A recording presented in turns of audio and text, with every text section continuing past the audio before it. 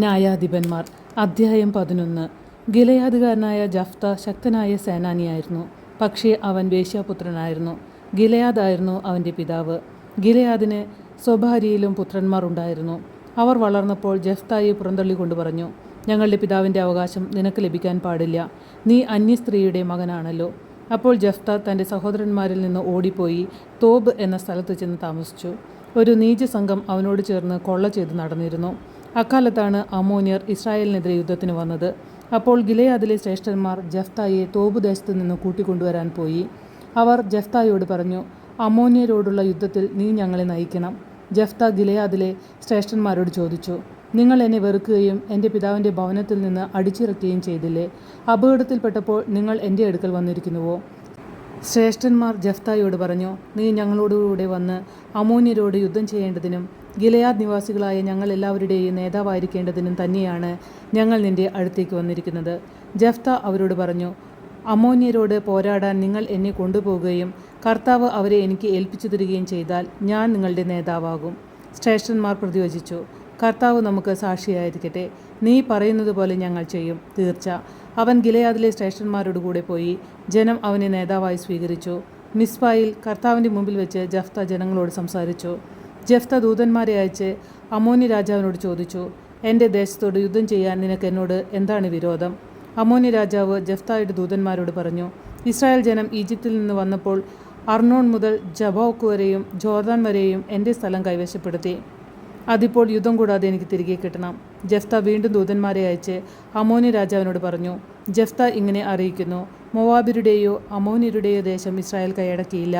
അവർ ഈജിപ്തിൽ നിന്ന് വരും വഴി മരുഭൂമിയിൽ കൂടി ചെങ്കടൽ വരെയും അവിടെ നിന്ന് കാദേശ് വരെയും എത്തി.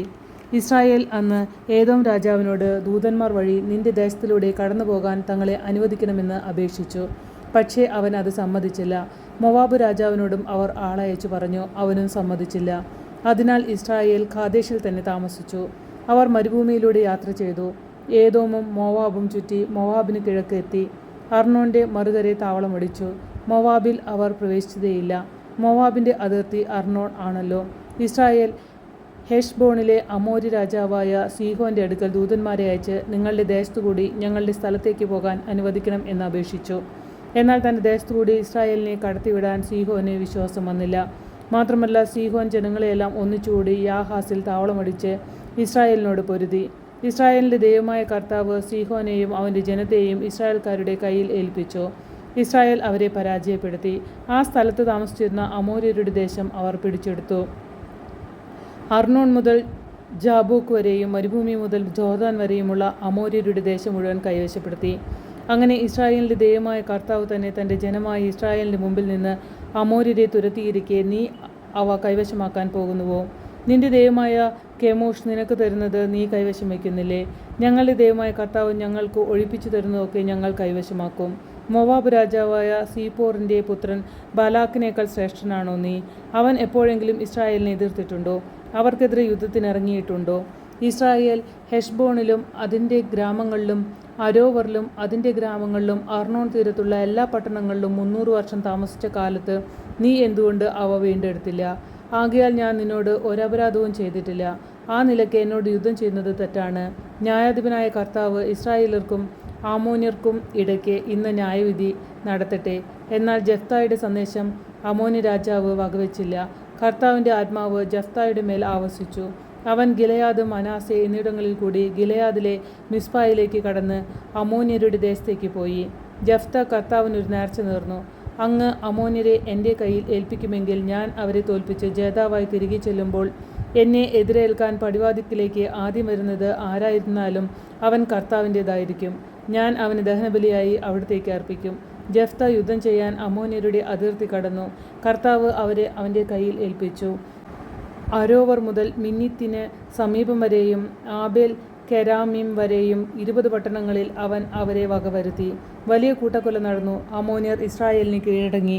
ജഫ്ത മിസ്പായിലുള്ള തൻ്റെ വീട്ടിലേക്ക് വന്നു. അതാ അവൻ്റെ മകൾ തപ്പുകൊട്ടി നൃത്തം ചെയ്ത് അവനെ എതിരേൽക്കാൻ വരുന്നു. അവൾ അവൻ്റെ ഏക സന്താനമായിരുന്നു. വേറെ മകനോ മകളോ അവനില്ലായിരുന്നു. അവളെ കണ്ടപ്പോൾ അവൻ വസ്ത്രം കീറിക്കൊണ്ട് പറഞ്ഞു, അയ്യോ മകളെ, നീ എന്നെ ദുഃഖത്തിലാഴ്ത്തിയല്ലോ. നീ എന്നെ വല്ലാത്ത വിഷമത്തിലാക്കിയിരിക്കുന്നു. ഞാൻ കർത്താവിന് വാക്കു കൊടുത്തുപോയി. നേർച്ചയിൽ നിന്ന് പിന്മാറാൻ എനിക്ക് സാധിക്കുകയില്ല. അവൾ പറഞ്ഞു, പിതാവേ, അങ്ങ് കർത്താവിന് വാക്കുകൊടുത്തെങ്കിൽ അതനുസരിച്ച് എന്നോട് ചെയ്തു കൊള്ളുക. കർത്താവ് ശത്രുക്കളായ അമ്മോന്യരോട് പ്രതികാരം ചെയ്തല്ലോ. അവൾ തുടർന്നു, ഒരു കാര്യം എനിക്ക് ചെയ്തു തരണം. സഖിമാരോടൊത്ത് പർവ്വതങ്ങളിൽ പോയി എൻ്റെ കന്യാത്വത്തെ പ്രതി 2 മാസത്തേക്ക് വിലപിക്കാൻ എന്നെ അനുവദിക്കണം. പൊയ്ക്കൊള്ളുക എന്ന് പറഞ്ഞ് അവൻ 2 മാസത്തേക്ക് അവളെ അയച്ചു. അവൾ പർവ്വതങ്ങളിൽ സഖിമാരോടൊപ്പം താമസിച്ച് തൻ്റെ കന്യാത്വപറ്റി വിലപിച്ചു. 2 മാസം കഴിഞ്ഞ് അവൾ പിതാവിൻ്റെ പക്കലേക്ക് തിരിച്ചു വന്നു. അവൻ നേർന്നിരുന്നതുപോലെ അവളോട് ചെയ്തു. അവൾ ഒരിക്കലും പുരുഷനെ അറിഞ്ഞിരുന്നില്ല. ഗിലെയാദുകാരനായ ജഫ്തായുടെ പുത്രിയെ ഓർത്ത് ഇസ്രായേൽ പുത്രിമാർ വർഷം തോറും 4 ദിവസം കരയാൻ പോവുക പതിവായി തീർന്നു.